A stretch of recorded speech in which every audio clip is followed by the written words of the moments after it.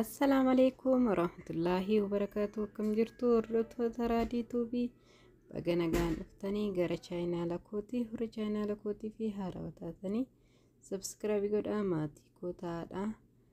Hadhaa meeshaa mana faaya mana keessatti girgiddaan mana keenyaatii fi jechuudha baay'ee bareeda kan ta'e haaluma salphaadhaan mana keenya keessatti hojjenna.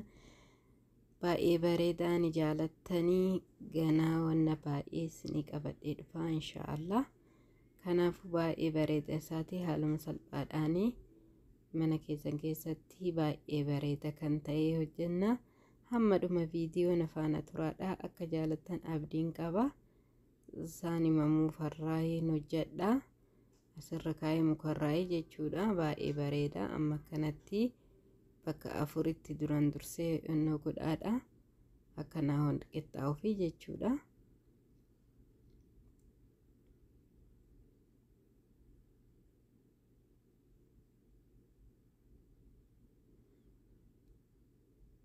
Baay'ee bareeda muka kanallee suuqii mamaraa ni jira. Warri Ameerikaa hirtan doolaar istoorii ni jira. Gara biraan beeku garuu.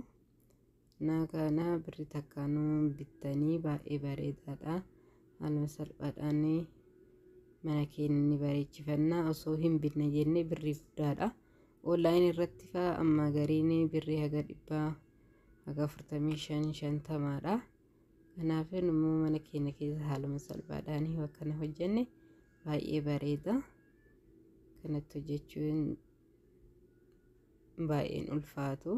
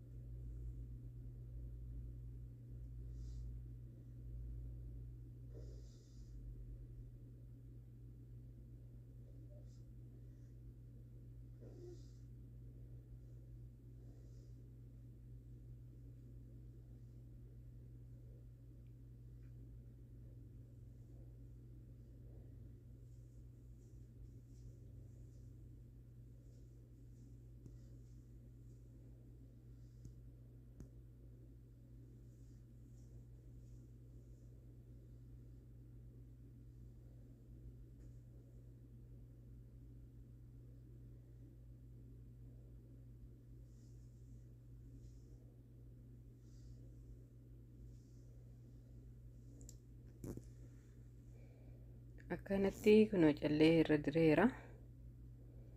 Amma itti afuufee geesseeti kan daawwitiitti godhu jechuudha. Akkana callee irra maxxanfadha.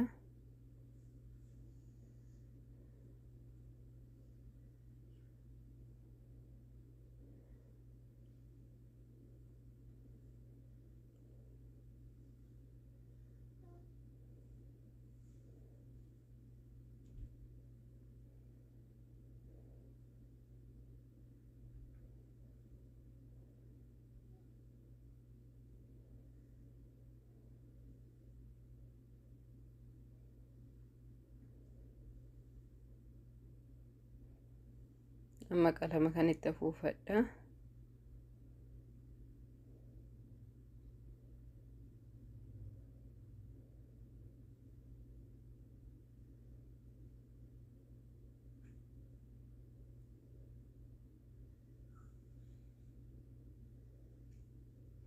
lama kana mana keessaa afuufuun qabdanii ala malee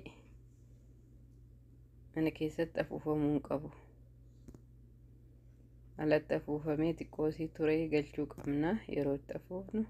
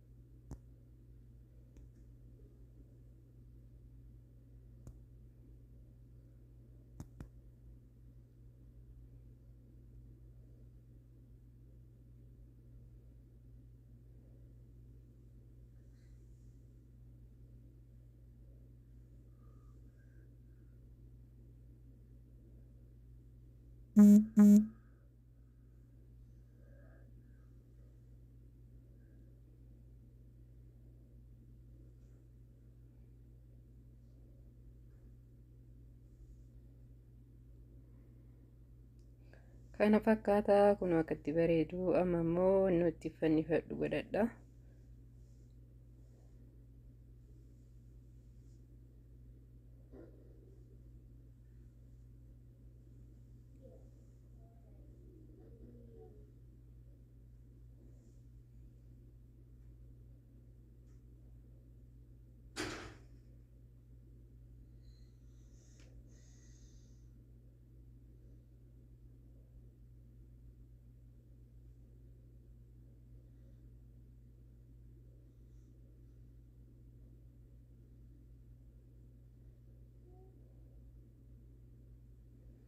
Kunoo kana fakkaataa girgiddaa kee irratti baay'ee bareeda ta'eera. Akka jaalattan abdiin qaba. Sheerii godhaa, laayikii godhaa. Waan bareeda isinii qabadhee dhufa inshaallah. Nagaan naa turaa viidiyoo biraatiin hamma walitti deebinutti. Bye bye.